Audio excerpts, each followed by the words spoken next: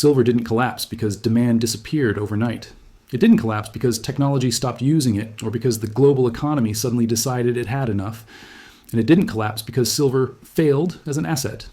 Silver dropped because the rules changed quietly, mechanically, and instantly. Late in the session, the CME group, the Chicago Mercantile Exchange, the institution that controls the heartbeat of global silver futures, raised margin requirements again. Not subtly, not gradually, enough to immediately turn thousands of positions from manageable to impossible. And when margin rules change, markets don't negotiate. They react. This is where most investors misunderstand what they're watching. Subscribe and like for more videos that explain what's really happening beneath the surface.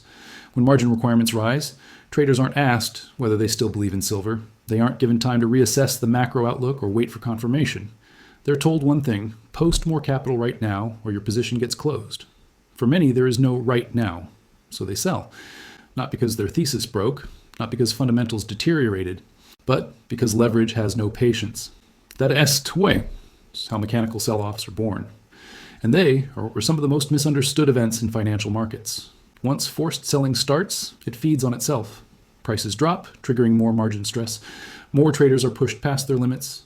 More liquidation follows. Volume explodes, volatility spikes, and suddenly, price action looks emotional, chaotic, even irrational. But the irony is this: nothing about it is emotional. It's purely mechanical. That's why these moves are so deceptive. They look like fear, but they're actually math. They look like panic, but they're really accounting. And while the charts scream, the real silver market barely notices. Physical demand doesn't suddenly evaporate because a futures exchange adjusts risk parameters. Industrial users don't stop needing silver for electronics, solar panels, medical equipment, and defense applications. Mines don't instantly flood the market with new supply. What changes is who's allowed to participate. Futures markets are not a reflection of value in the short term. They were a reflection of leverage. And leverage lies entirely at the mercy of margin rules. When the CME raises margins, it doesn't attack bad ideas. It attacks weak balance sheets, retail traders running tight capital, funds stretched thin across multiple positions, speculators who mistook volatility for stability. They all hit the exit at the same time.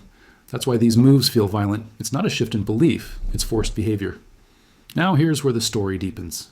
Whenever silver experiences a sudden sharp decline like this, the loudest voices rush to declare the trend broken. Headlines talk about failed breakouts and precious metals losing momentum. Social media fills with hot takes. Confidence evaporates faster than it was built. But price alone doesn't tell you why something is happening. Structure does. And right now, structure tells a very different story. The first thing to watch is open interest. If prices fall while open interest collapses, that's not distribution, that's liquidation. Positions are being closed entirely, not passed on to more confident sellers. The market is shrinking under pressure, not repricing based on new information. The second thing to watch is physical premiums. Futures prices can fall sharply while the price of actual silver, coins, bars, industrial supply remains stubbornly elevated. That divergence is crucial. It tells you the paper market is under stress while real-world demand remains intact. This disconnect has shown up repeatedly throughout history. During margin-driven sell-offs, paper silver gets cheaper while physical silver gets harder to find. That's not bearish, that's structural tension. The third signal comes from the players who actually live in this market every day. Commercial hedgers. Miners and industrial users don't chase momentum, they fade extremes. When prices fall due to mechanical pressure and commercials quietly reduce shorts or increase longs, it's a message, not to the crowd, but to anyone watching closely. They're not panicking, they're positioning. And finally, context matters.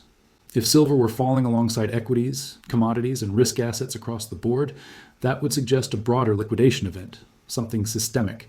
But when silver sells off in isolation, especially following a margin hike, it points back to structure rather than sentiment. Right now, the fingerprints are everywhere. And this isn't new. Silver has always been vulnerable to margin dynamics because it attracts leverage. Historically, some of the most violent silver corrections weren't caused by collapsing demand, but by exchanges stepping in after sharp rallies to cool speculation. The most famous example was 2011. As silver surged toward $50, the CME raised margins 5 times in 8 days. Each increase triggered sell-offs. Each sell-off convinced a new wave of participants that this time it's over. And each time, the same narrative emerged. That silver had broken, that the bull market had failed.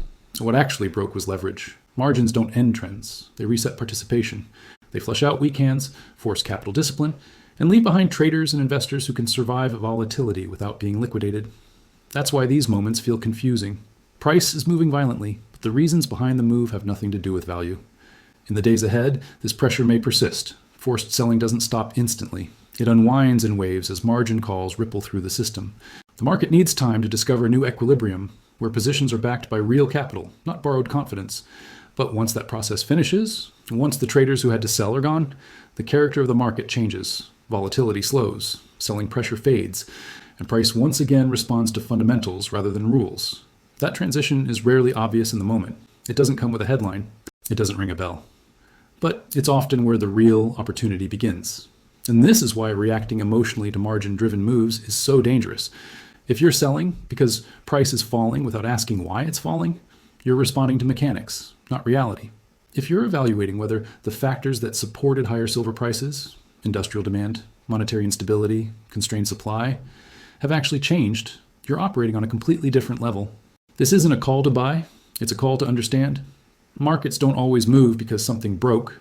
Sometimes they move because the plumbing got tightened. And if you know the difference, volatility stops being frightening. It becomes information. We'll keep watching the data. We'll keep separating structure from sentiment. And we'll keep tracking how this unfolds as the silver market digests this latest rule change.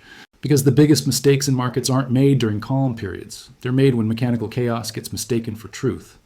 And silver, once again, is testing who understands that difference.